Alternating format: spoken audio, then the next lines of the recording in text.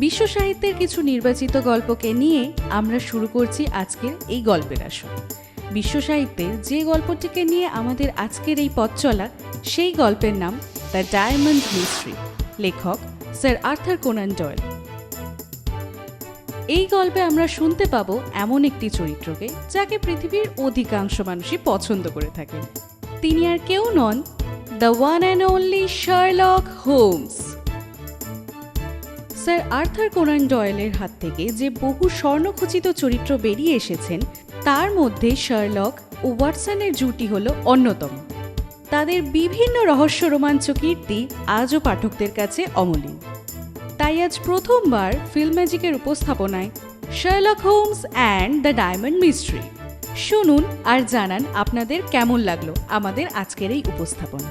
পরিচালনায় ডক্টর অরিন্দম ব্যানার্জি। শ্রেষ্ঠ চরিত্রে Sherlock Holmes, doctor Watson, Billy, Sylvius, Martin ও লর্ড ক্যান্টেলোমিয়ার। Stay tuned.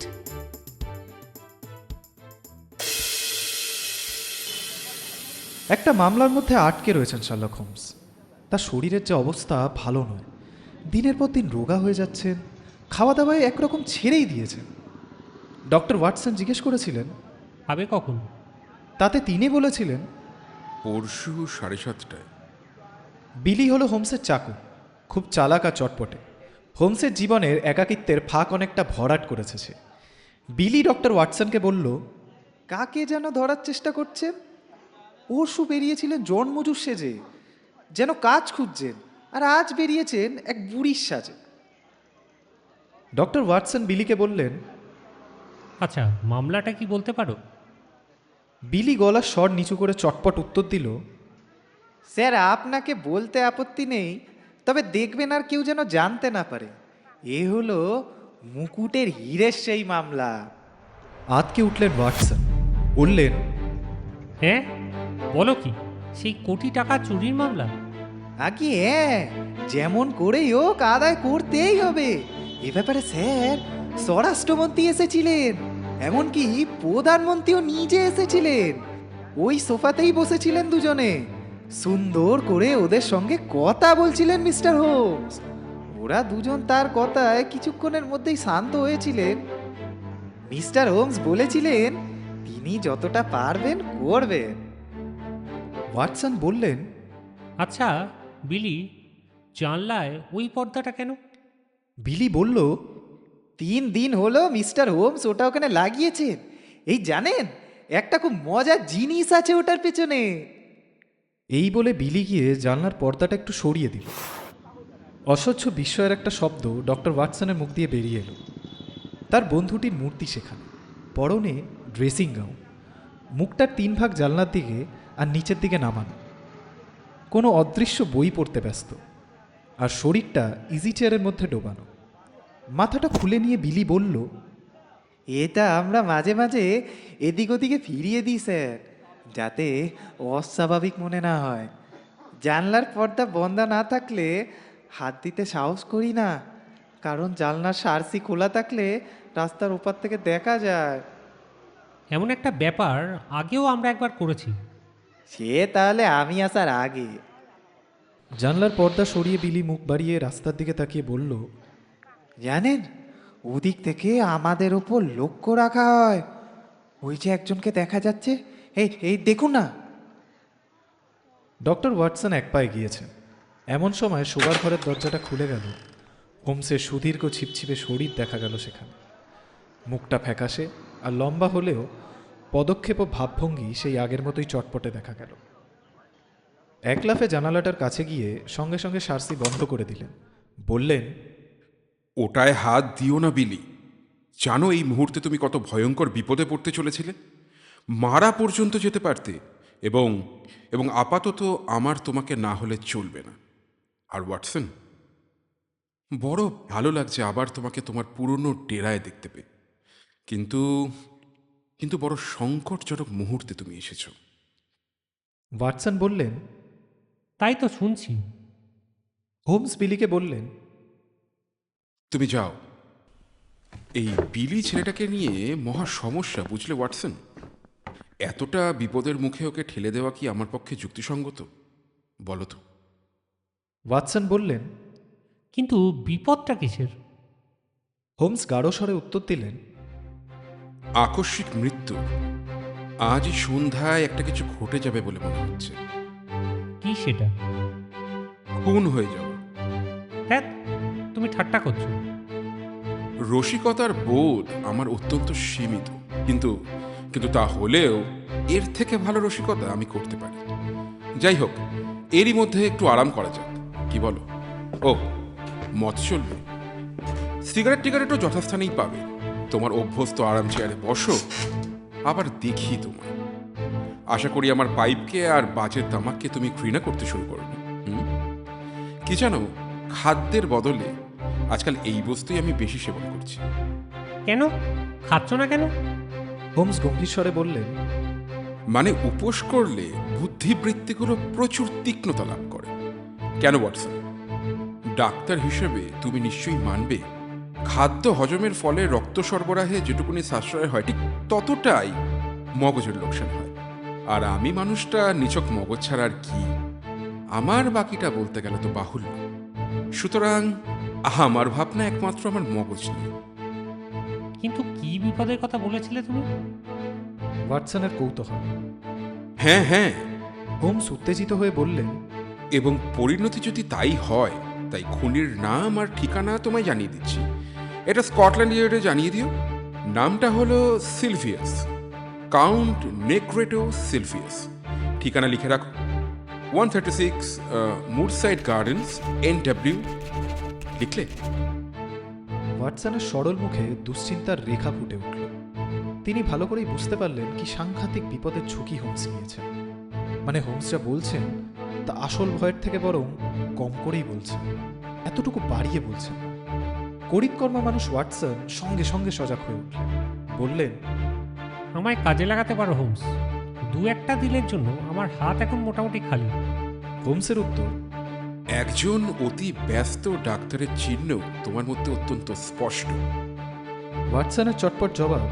না মানে সেরকম জরুরি কাজ এখন কিছু হাতে নেই। তা লোকটাকে পাকড়াও করতে পারো না? হ্যাঁ ওয়াটসন, পারি, আর সেটাই হচ্ছে মুশকিল। তাই যদি পারো তাহলে করছো না কেন? আমি জানি না হিরেটা কোথায়। ও বিলি বলেছিল বটে, সেই মুকুটের হারানো হিরেটা। হ্যাঁ হ্যাঁ হ্যাঁ, সেই মস্ত ম্যাজরিন হিরেটা। জাল আমি ফেলেছি, মাছকে জালে আটকিয়েওছি, কিন্তু হিরেটা পাইনি। তাই তাদের ধরে আর লাভ কি? অবশ্য তাদের ধরলে অনেকের উপকার হবে, কিন্তু আপাতত আমার কাজ তা নয়। আমার চাই হিরেটা। আর ওই কাউন্ট সিলভিয়াসে বুঝি তোমার সেই মাছ? হোমস বললেন। আজ সারাটা সকাল আমি তার পায়ে পায়ে ঘুরেছি। বৃদ্ধার সাজে তুমি আমাকে আগেও দেখেছো ওয়াটসন। আজ সকালে আমার ছদ্মবেশ হয়েছিল আরও নিখুঁত। ছাতাটা ফেলে দিয়েছিলাম, তুলে দিয়েছিলেন পর্যন্ত। যদি কিছু মনে না করেন ম্যাডাম, ছাতাটা তুলে দিচ্ছি। উচ্চারণটা খানিকটা ইতালীয় ধরনের। মেনোরিসের স্টেভেন্স কারখানা পর্যন্ত গিয়েছিলাম তার পিছু নিয়ে। এয়ারগান তৈরি করে ওরা, চমৎকার ওদের কাজ। এবং আমার ধারণা ওটা এখন আমার উল্টো দিকের বাড়িটায় আছে। মূর্তিটা যেখানে দেখছো নিশ্চয়ই, বিলিয়ে দেখিয়ে দেবে সম্ভবত। মনে রেখো, যে কোনো মুহূর্তে ওই মূর্তির সুন্দর মাথা ভেদ করে একটা গুলি বেরিয়ে যেতে পারে। হঠাৎ ট্রের ওপর একটা কার্ড নিয়ে বিলি হাজির হলো। ভুরু কপালে তুলে এমনভাবে হোমস সেটার দিকে তাকালেন যেন খুব মজা পেয়েছেন। মুখে বললেন, স্বয়ং এসেছেন ভদ্রলোক। এতটা কিন্তু আমি একেবারেই আশা করতে পারিনি ওয়াটসন। স্নায়ুর ওপর অসাধারণ দখল ভদ্রলোকের।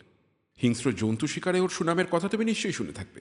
এবং তার ওপর আবার যদি আমাকে তার শিকারের তালিকাভুক্ত করতে পারেন, তো শিকারী জীবনের পরিণতি লাভ করবেন ভদ্রলোক।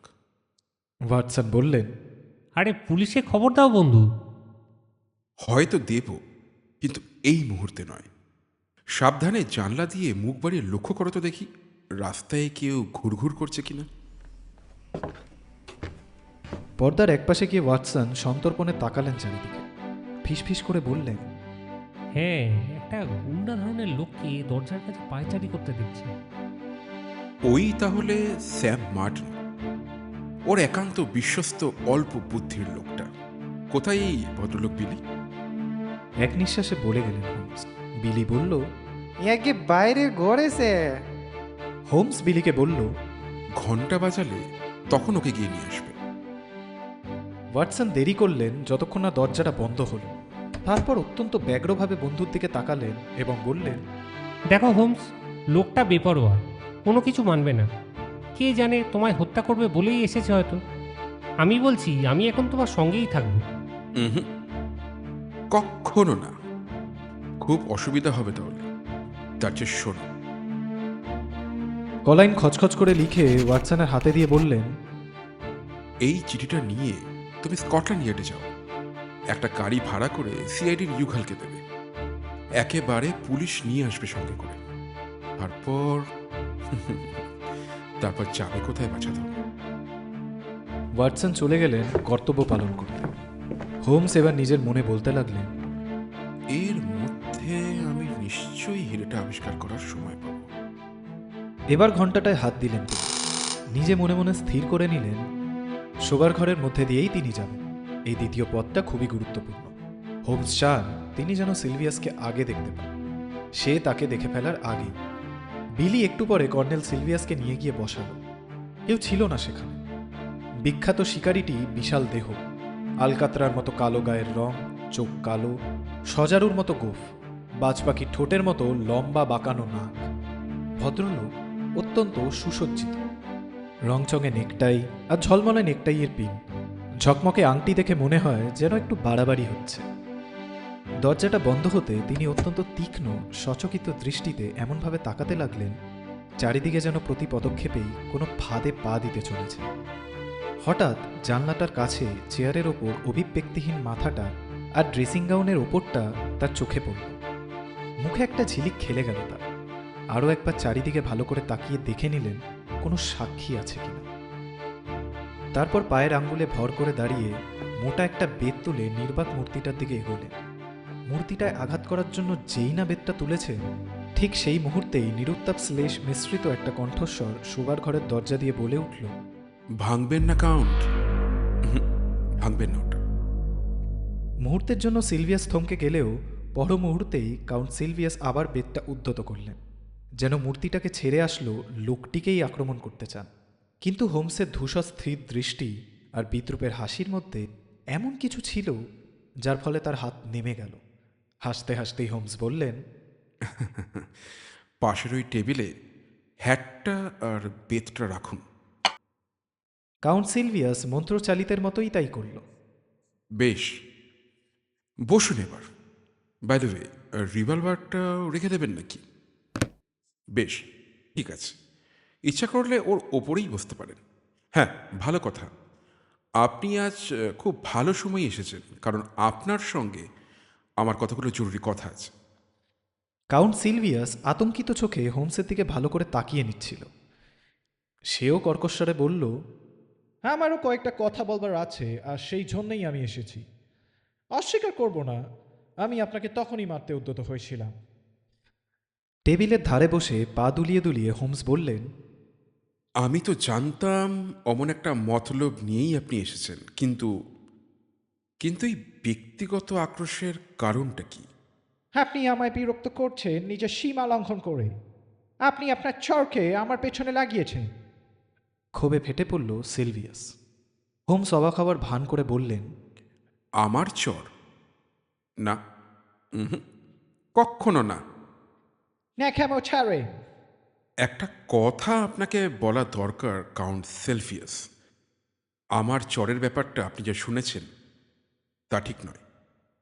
এ কথায় কাউন্ট মসৃণ হেসে বলল, দেখুন, আপনার মতো অন্যদেরও পর্যবেক্ষণ শক্তি থাকতে পারে। কাল এসেছিল একজন শিকারী, আর আজ একটা বুড়ি। সারাটা দিন তারা আমায় চোখে চোখে রেখেছে। বলতে কি কাউন্ট, আপনি কিন্তু এক কথায় পরোক্ষভাবে আমার প্রশংসাই করলেন। মানে আপনি আমার ছদ্মবেশগুলোরই প্রশংসা করে বসলেন। কাঁধে ঝাঁকুনি দিয়ে হোমস বললেন, ওই দেখুন সেই ছাতাটা, যেটা আপনি অমন ভদ্রভাবে আমার হাতে তুলে দিয়েছিলেন।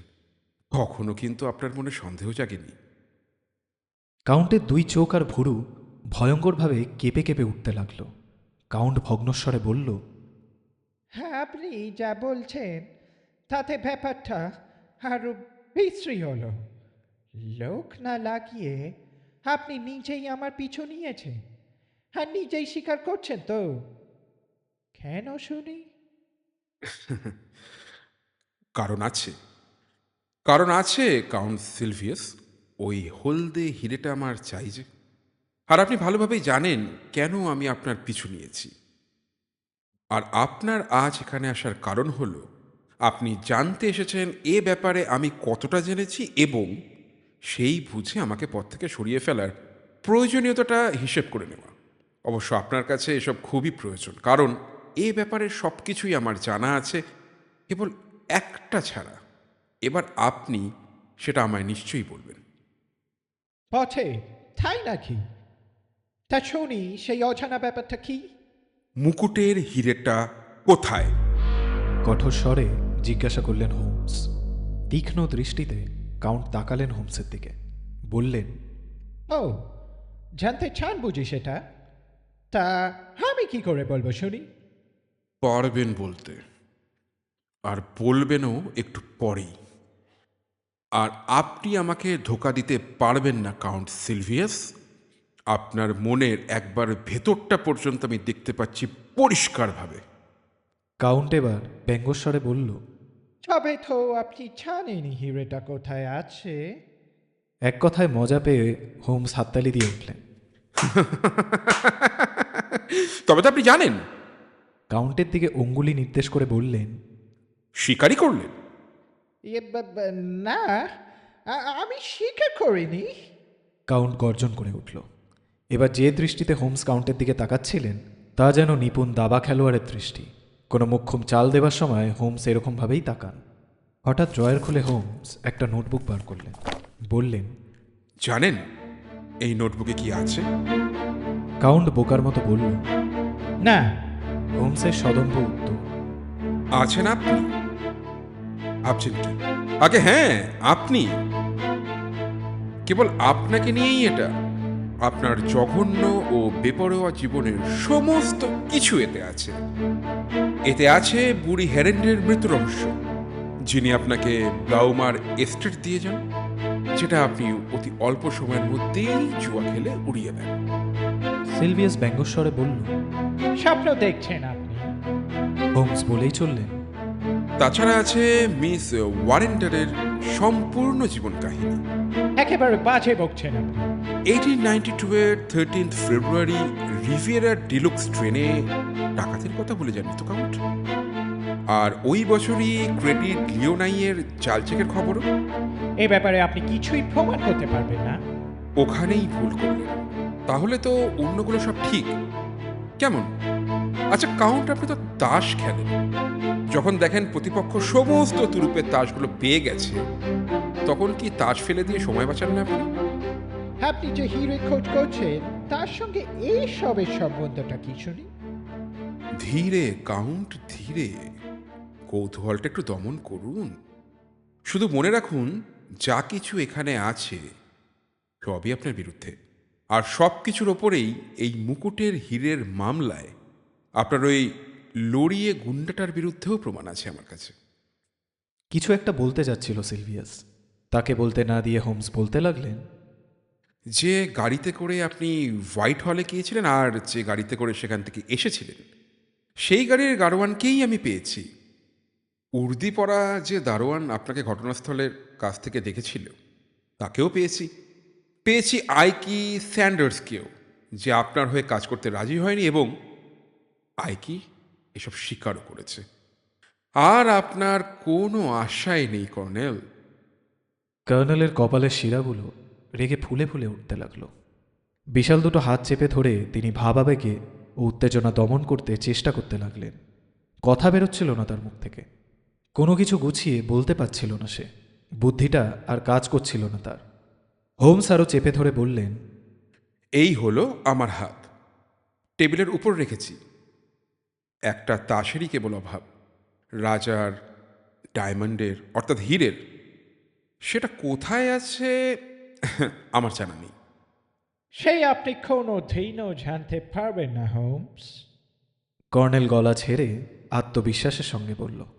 হোমস শ্লেষ মিশ্রিত গলায় বললেন, পরিস্থিতিটা একটু উপলব্ধি করতেই হচ্ছে এবার কাউন্ট।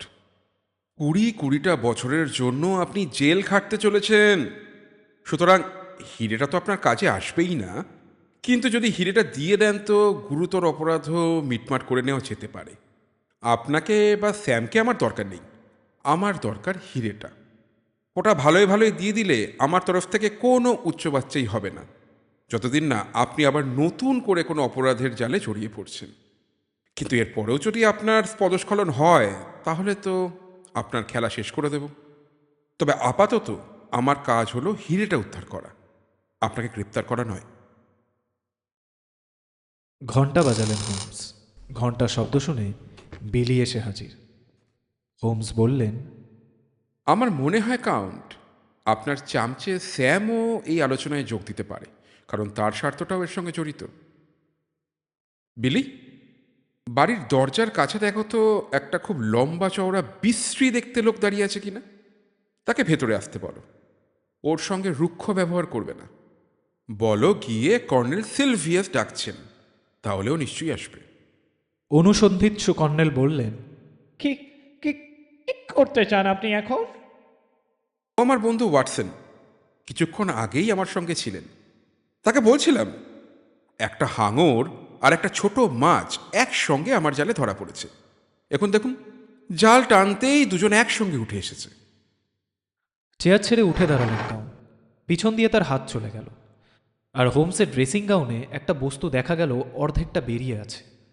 কাউন্ট বলল, আপনার বিছানায় শুয়ে হবে না, হোমস। এ কথাটা আমারও অনেকবার মনে হয়েছে, কিন্তু বিশেষ কি কিছু এসে যায় তাতে?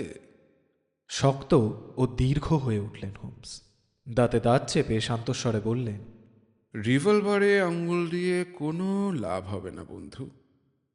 আপনি ভালো করেই জানেন যে সেই সুযোগও যদি আমি আপনাকে করে দিই, আপনি ব্যবহার করার সাহস করবেন না। ভারী নোংরা জিনিস, তার চেয়ে বরং আপনার এয়ারগানই ভালো, বুঝলেন? এই যে এই যে আপনার সহকর্মীর মৃদু পায়ের শব্দ শোনা যাচ্ছে। মার্টিন এসে পৌঁছতেই হোমস তাকে স্বাগত জানিয়ে বললেন, ভালো তো? রাস্তার ওখানটা মোটেই আরামের জায়গা নয়, তাই না? বক্সিং লড়িয়েটা বিপুলকায় এক তরুণ, মুখ দেখে মনে হয় বোকা আর একগুঁয়ে। আড়ষ্টভাবে সে দাঁড়িয়ে রইল দরজার কাছে আর হতভম্বের মতো তাকাতে লাগলো এদিক ওদিকে। সে ভেবে পাচ্ছিল না কিভাবে এর মোকাবিলা করবে। সাহায্যের জন্য সে তাকালো তার বিচক্ষণ সঙ্গীটির দিকে। হেড়ে গলায় সে বলল, ব্যাপারটা কি কাউন্ট? কি চায় এই লোকটা? কাউন্ট কাজ ঝাঁকালেন। হোমস উত্তর দিয়ে বললেন, এক কথায় বলতে গেলে বলতে হয় মার্টিন, খেল খতম। বক্সিং লড়িয়ে মার্টিন তবুও তার সঙ্গীকেই প্রশ্ন করল, লোকটা কি ঠাট্টা করছে কাউন্ট? তাহলে বলে রাখি, ঠিক ঠাট্টার মেজাজ কিন্তু নেই আমার। হোমস বললেন, সেটা আমিও মনে করি, এবং আমি তোমাকে জোর দিয়েই বলছি, যত সময় যাবে ঠাট্টার এই ধারণাটা তোমার ততই কমে আসতে থাকবে। শুনুন কাউন্ট সেলফিয়াস, আমি কাজের লোক, সময় নষ্ট করবার মতো সময় আমার নেই। এই শয়নকক্ষে আমি চললাম, আমার অনুপস্থিতিতে সহজভাবে বন্ধুর সাথে কথা বলতে পারেন। বন্ধুটিকে আমার কথার অর্থটি বুঝিয়ে বলতে পারেন। 5 মিনিটে আপনারা আলোচনা করে নিন, আর আমি নিজে এসে আপনাদের সিদ্ধান্ত জেনে নেব। আর এই সময় আমি শয়নকক্ষে হাফম্যান বার্টলোরের শ্যুটটা তুলবার চেষ্টা করি, কেমন? ঠিক করুন, আপনাকে নেব না হিরেটা নেব। হোমস বাইরে বেরিয়ে যেতে যেতে ঘরের কোণ থেকে বেহালাটা তুলে নিলেন। 2-1 মিনিট পরেই হোমসের শয়ন কক্ষ থেকে সেই পাগল করা সুরের বিলম্বিত মূর্ছনা বন্ধ দরজা দিয়ে অস্পষ্টভাবে ভেসে আসতে লাগল। সিলভিয়াস তার দিকে তাকালে মার্টিন উদ্বিগ্ন হয়ে বলল, ব্যাপারটা কি স্যার? হিরেটার কথা কি ও জেনেছে নাকি? ভাই, কি স্যান্ডেলস আমাদের ফাঁসি আছে। এখন আমরা কি করব তাই ঠিক করতে হবে। শোনো, এই হিরেটার ব্যাপারে ও আমাদের পাকড়াতে পারে। তবে যদি বলে দিই হিরেটা কোথায়, তাহলে আমাদের আর ধরবে না। মার্টিন আঁতকে উঠে বলল, কি? হিরেটা দিয়ে দেবো? 1,00,000 পাউন্ডের ওই হিরে? হ্যাঁ, ওকে দিয়ে দিতে হবে। সিলভিয়াস ভগ্নস্বরে বলল, হয় দিতে হবে, না হয়তো জেল খাটতে হবে। আচ্ছা, তাহলে ওকে খতম করে দিলেই তো ঝামেলাটা চুকে যায়। হকার মতো কথা বলো না মাঝে। চুরি করলেও পালানো কঠিন হবে এখান থেকে। তাছাড়া অস্ত্রশস্ত্র নিয়ে হোমস তৈরি, তাছাড়া যেসব সাক্ষী ও প্রমাণ সংগ্রহ করেছে তা নিশ্চয়ই ও পুলিশকে জানিয়ে রেখেছে। মার্টিন মাথা চুলকে বলল, আপনার মাথায় বুদ্ধি আছে, নিশ্চয়ই কিছু একটা ভেবে বার করতে পারবেন আপনি। মারধরে যদি না চলে, তাহলে আপনি যা বলবেন আমি তাই করব। কাউন্ট নিজের বুদ্ধির তারিফ করতে করতে বলল, হচ্ছে আচ্ছা আচ্ছা, অনেক লোককেই আমি বোকা বানিয়েছি। হিরেটা আমার কাছেই আছে, লুকোনো পকেটের মধ্যে, কোথাও রেখে আসতে ভরসা পাই নাই। আজই হয়তো এটা ইংল্যান্ড থেকে চলে যাবে, আর রবিবারের মধ্যে অ্যামস্টারডাম পৌঁছে 4 ভাগে ভাগ হয়ে যাবে। তবে ভ্যান সেভারের ব্যাপারটা ও এখনো জানে না। সরমাচি আর এক মুহূর্ত হাতে সময় না। হোমসকে আমাদের ঠকাতে হবে। হিরেটার সন্ধান পেলেই তো আর আমাদের ধরবে না। তা হিরেটার একটা ভুল ঠিকানা হোমসকে দিয়ে ধক্কা দিয়ে আমরা দেশ ছাড়া হয়ে যাব। মতলবটা তো বেশ খাসা হয়েছে স্যার। সিলভিয়াস হঠাৎ বাজনা শুনতে শুনতে বিরক্ত হয়ে বলল, ছাত্তারি, কি ঘ্যানঘ্যানে বাজনাটা রে বাবা, হারি অস্বস্তিকর। বেটা হোমসকে বলবো হিরেটা লিভারপুলে আছে, আর লিভারপুলে গিয়ে যখন পাবে না ততক্ষণে ওটা 4 ভাগে ভাগ হয়ে যাবে, আর আমরা তখন নীল সমুদ্রের বুকে। এসো মাটির, এসো এখানে। চাবির গর্তের লাইটটা ছেড়ে এসে দেখো হিরেটা। মার্টিন ভীতস্বরে বলল, কি সাহসী আপনি! ওটা নিয়ে ঘোরেন ফেরেন, ভেবেই তো আমি আশ্চর্য হয়ে যাই। হেরছে নিরাপদ জায়গার কোথায়? আমরা যদি এটা হোয়াইট হল থেকে নিতে পারি, তাহলে কি আর অন্য কেউ ওটা ওখান থেকে নিতে পারে না? পারে পারে। মার্টিন কৌতূহলী হয়ে বলল, স্যার স্যার একটু দেখান না আমাকে। সিলভিয়াসকে চুপ করে থাকতে দেখে মার্টিন বলল, আপনি কি ভাবছেন আমি আমি এটা নিয়ে পালাবো? দেখুন স্যার, আপনার এই ব্যবহার কিন্তু আমার একদম ভালো লাগছে না। সিলভিয়াস মার্টিনকে সান্ত্বনা দিয়ে বলল, আরে আরে, রাগ করছো কেন? এখন কি আমাদের ঝগড়ার সময়? ভালো করে দেখতে চাও তো এসো এখানে। এইভাবে ধরো আলোর দিকে। এই তো। মার্টিন ভালো করে দেখতে লাগলো। ধন্যবাদ কাউন্ট। বলেই হোমস ঠিক সেই মুহূর্তে মূর্তিটার চেয়ার থেকে এক লাফে এসেই কেড়ে নিলেন হিরেটা। এক হাতে সেটা নিয়ে অন্য হাতে রিভলভারটা কাউন্টার মাথায় লক্ষ্য করে উঁচিয়ে ধরলেন। অসহ্য বিস্ময়ে 2 শয়তান পিছিয়ে গেল টলতে টলতে। ওরা সামলে ওঠার আগেই হোমস ইলেকট্রিক কলিং বেলটা টিপে দিল। কাউন্টের ক্রোধ আর আতঙ্ক ছাপিয়ে উঠেছে তার হচ্চকিতভাবে। হাঁপাতে হাঁপাতে বললেন, আপনারই জয় হলো হোমস, মূর্তিমান শয়তান আপনি। মন্থর বুদ্ধি স্যাম মার্টিনের পরিস্থিতি উপলব্ধি করতে সময় লাগছিল। এখন সিঁড়িতে ভারী পায়ের শব্দ শুনে সে বলে উঠল, কিন্তু তাহলে এই হতচ্ছাড়া বেহালাটা বাজাচ্ছিল কি করে? ঠিক ঠিকই বলছো। আসলে আজকালকার এই গ্রামাফোন জিনিসটা এক অপূর্ব আবিষ্কার। ঝড়ের বেগে পুলিশ এসে দুজনের হাতে হাতকড়া লাগিয়ে অপরাধীদের অপেক্ষামান পুলিশ ভ্যানে তুলে দিল। পেছনের পর্দা সরিয়ে ওয়াটসন ওই নতুন জয়মাল্যর জন্য অভিনন্দন জানালেন হোমসকে। শার্লক হোমস তাড়াতাড়ি বিলির হাতের কার্ড দেখে লর্ড ক্যান্টলোমিয়ারকে নিয়ে আসতে বললেন। ডক্টর ওয়াটসনকে বললেন, এই হলো সেই লর্ড।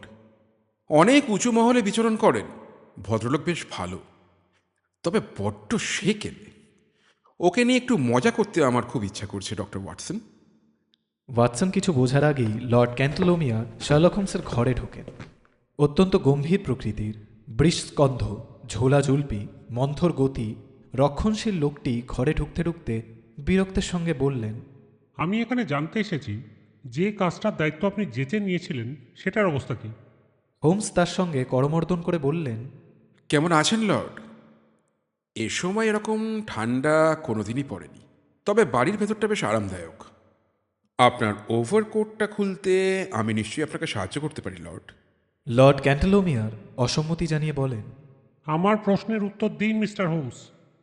যতটা সোজা মনে করেছিলাম এখন দেখছি ততটা সোজা নয়, বেশ জটিল।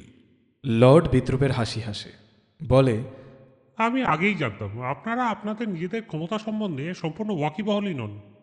হোমস মজা করে বলল, আপনি ঠিকই বলেছেন স্যার, তবে কথা হচ্ছে কি, চোর যদি চুরি করে তবে তাকে সহজেই গ্রেপ্তার করে শাস্তি দেওয়া যায়। চোর ছাড়া অন্য কেউ হাতালে বড্ড বিপদে পড়তে হয়, এই আর কি। অপরাধ অপরাধ, যে অপরাধ করবে তাকেই শাস্তি পেতে হবে, সে যেই হন না কেন। তাহলে প্রথমে তো আপনাকেই গ্রেপ্তার করতে হয় লর্ড।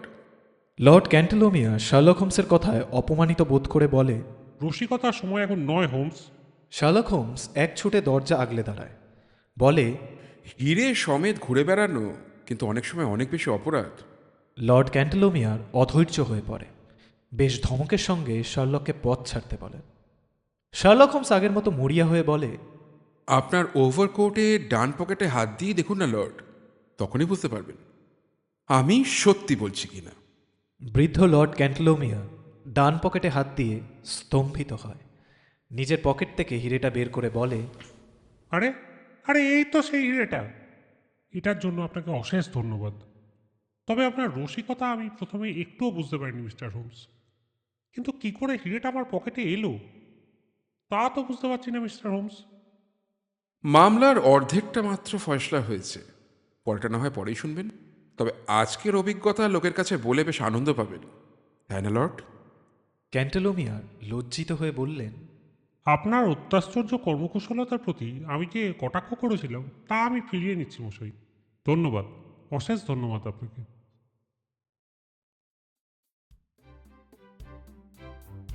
শুনছিলেন the diamond mystery, Sherlock Holmes ও মার্টিনের চরিত্রে রিক চট্টোপাধ্যায়, সূত্রধর বিলি ও সিলভিয়াসের চরিত্রে অয়ন দেবনাথ, ডক্টর ওয়াটসন ও লর্ড ক্যান্টেলোমিয়ারের চরিত্রে doctor Arindam Banerjee, poster design doctor Arindam Banerjee, post production film magic presentation, directed by doctor Arindam Banerjee. কেমন লাগলো আমাদের এই উপস্থাপনা জানাতে ভুলবেন না কিন্তু। অপেক্ষা করুন আমাদের পরবর্তী নিবেদনের জন্য। টাটা।